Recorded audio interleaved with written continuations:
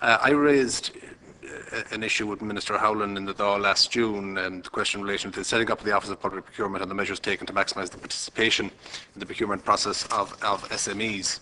And there was a number of points he raised, and I just maybe I should to comment on them. He talked about Circular 10, which I'm sure you're aware of 2014, launched in April, setting out the new initiatives regarding procurement of new guidelines aimed at reducing the burden and costs. And he said the SME working group, which, as you know, includes ISME, IBEC, the small firms, chambers, and the Department of Jobs. And he said that the new circular has been broadly welcomed by the industry representatives. When I went on to question him regarding the savings and all of that, he stated less than 5% of the overall public procurement spend is now won by foreign companies. In excess of 95% of public procurement in Ireland is won by Irish companies, 75% of which are SMEs, and that was the figure for 2013, up from 60% in 2012. He said, whatever we're doing, we're moving in the right direction. So that's at odds with what you're saying, and I appreciate you have real examples of real job losses and the effect on your industry. You know, if that's the overall scene, and if that's the figures he has, I just wondering, like, you could, if those are the figures that are real, and presumably there he has them on the Dáil record. He's saying, well, that's good. We're moving in the right direction. This is fine. So just wondering, could you comment on those figures? Mr. O'Reilly. The figures that were given to you are at odds with the figures that were given to us at the high-level group of small business regulation from the Office of Government Procurement. They said that the figure was 15%, but they qualified it by saying 15% of was lost to the island of Ireland. One of the members at the meeting went berserk. He said, when did we annex the North? And he asked, what is the figure for the state? And the figure for the state was 27%. So the Office of Government Procurement are saying 27%. And Minister Howland is saying something different. So somebody is wrong. I don't know who's wrong. The next thing I'd say to you is, that's a lovely circular that was brought out 1010, with the replacement for 1010. But he forgot to mention that they also published a circular called Circular 1613, which basically threatens public sector bodies that if they don't comply, they face an audit from the Controller and Auditor General. Now, any public sector body out there with people in there don't want to draw this down on top of them and make a decision. It's easier to go with it. So you have two circulars, one saying all the right things, which he can show to you, and one saying the opposite, which is applied to us. So, like, we must have consistency.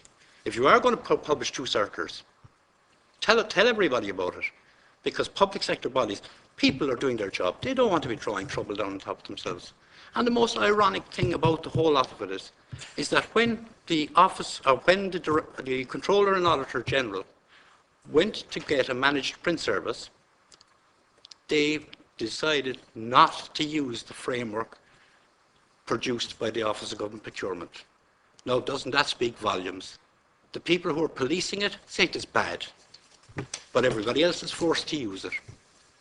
Thank you, Mr. Riley. If I may reply. Mr. Bannigan. Just in reply to Circular 1014 that came out this year, one of the issues, and this is even brought up in Chambers Ireland, the library contract that was issued this year, issued after that circular, completely ignored Circular 1014. And that was one of the issues brought up by Chambers Ireland in a press statement in relation to that contract.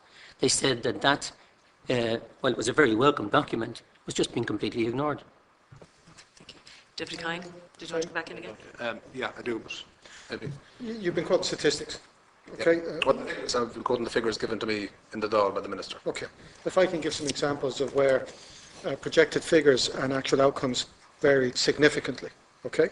There was one specific tender we were involved in where the overall value of the contract was deemed to be €100 million over a 2-year period. And it was that value of the contract that then determined what the pre-qualification criteria would be to actually have the right to tender in the first place. The actual value of the contract over 2 years was 16 million. So the point I'm making is, without having the matrices in place to be able to arrive at these various statistics that are accurate in any way, I kind of smile inwardly when I hear someone quoting me statistics in that manner. That's the first point. Secondly, in relation to the second circular that you mentioned, David, 1613, it's paying lip service. I mean, it's a smiley, happy face projecting our concern for small and medium enterprise. But at the end of the day, it made constant reference to the creation of consortia that, based on the advice we've been given, you cannot legally undertake. Like I said, the representative from the Competitions Authority that's written into the minutes of the previous JEI committee clearly stated if you want to respond to these consortia, buy someone, merge with someone or be bought. But don't talk to someone else about it. There are two separate entities because you're breaking the law. Deputy Yeah, Kyne. thanks for that. I'll certainly raise, I mean, obviously the Chief Procurement Officer is coming in after this. I'll certainly raise these with him. The figures are given to me. Just, Mr. Riley, you mentioned 27%. What exactly 27%? 27% of the government contracts left the state.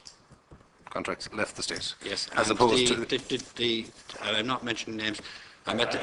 Sorry. Is that by value of the contract or is it by number? By value.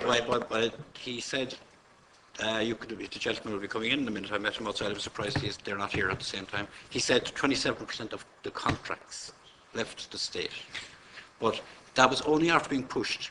Originally, it was 15%, and they had this thing in it about on the island of Ireland, but actually in the state it was 27%. Mr. McNamee. From Tender Scout annual report for 2013, who are a company who assist SMEs to be able to tender for government procurement, and their figure is that 28% of public tender left the state, and that's widely in the public arena, and is quoted by Dr. Paul Davis as well, who I think who's here later on today. So I think there's two figures which are close to 30%. And from your figures, how has that changed vis-a-vis 2013, 2012, 2011? It's a huge increase. Huge increase in left Yeah. the state. Well, it's totally at odds to what the Minister had told me in the Dáil when I questioned him. He said 95%, in excess of 95% of public procurement in Ireland is won by Irish companies, 75% of which are SMEs. So is there, well, certainly we'll have to put this to the Chief Procurement Officer, because I presume the Minister has gotten his figures from the Procurement Officer, I'd imagine. That's where they would get the figures, get them from a state agency. I want to move on to Deputy Lawler now if you have something. Just one last point. There's an EU-produced document from 2010, and it actually cites Ireland in the same company as Malta, at that time, as exporting up to 15%, 14 to 15% in 2010. And we were in the same league as Malta in terms of exporting our procurement, and it has got a lot worse since then because of this policy.